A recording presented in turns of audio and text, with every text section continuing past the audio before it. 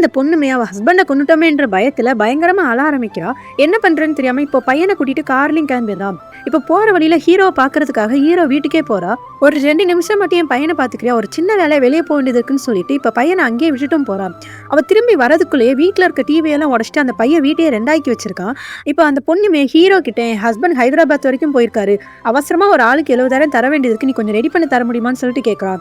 ஹீரோவுமே சரி ஓகேன்னு சொல்லிட்டு எப்படியோ கஷ்டப்பட்டு காசையும் ரெடி பண்ணி கொடுத்துட்றான். இந்த காசு கொடுக்க ரொம்ப தூரம் கார்ல டிராவல் பண்ண போறேன், நீயும் கொஞ்சம் கூட வந்தா நல்லா இருக்கும், 2 நாள் லீவ் போட்டுட்டு வரியான்னு சொல்லிட்டு கேட்கறா. ஹீரோவுமே சரி ஓகேன்னு சொல்லிட்டு இப்போ லீவுமே போடுறான். இப்போ 2 பேருமே கார்லயும் போய்கிட்டு இருக்காங்க. கார் போயிட்டு இருக்கும்போது நிறைய இடத்த ஜாலியா சுத்தி பார்த்துக்கிட்டே போறாங்க. அந்த பொண்ணுமே குட்டி பையனுக்கு என்னென்ன பிடிக்கும் என்னெல்லாம் பிடிக்காதுன்னு சொல்லிட்டு ஹீரோ கிட்ட சொல்லிக்கிட்டே இருக்கா. அப்படியே ஒரு பெட்டி கடைக்கு போயிட்டு நியூஸ் பேப்பர் வாங்கி படிக்கிறாங்க. பார்த்தா இவங்கள பத்தின நியூஸ் தான் அதுல வந்திருக்கும். அதை பாக்குற இந்த பொண்ணுமே ஹீரோ கிட்ட எதையும் காமிச்சிக்காம அமைதியா இருக்கா. நம்ம ஹீரோமே நீங்க யாருக்கும் கடனை திருப்பி கொடுக்கணும்னு சொன்னீங்க, ஆனா நீங்க அதுக்கு வந்த மாதிரி தெரியலையே அப்படின்னு சொல்லிட்டு கேட்டு பார்க்கணும். யாராச்சும் கடனை கொடுக்க இவ்வளவுதான் வருவாங்களா, நான் அதுக்காக வரல அப்படின்னு சொல்லிட்டு ஹீரோ கிட்ட மலுப்பவும் செய்யறா. இப்போ ஒரு ஹோட்டல்ல போய் தங்குறாங்க. இப்போ பக்கத்துல இருக்க பீச்சுக்கு போலான்னு சொல்லிட்டு போகும்போது நம்ம ஹீரோவும் அவங்க கிட்ட எப்படியாச்சும் ப்ரப்போஸ் பண்ணணும்னு சொல்லிட்டு பிராக்டிஸ் பண்ணிக்கிட்டு இருக்கான்.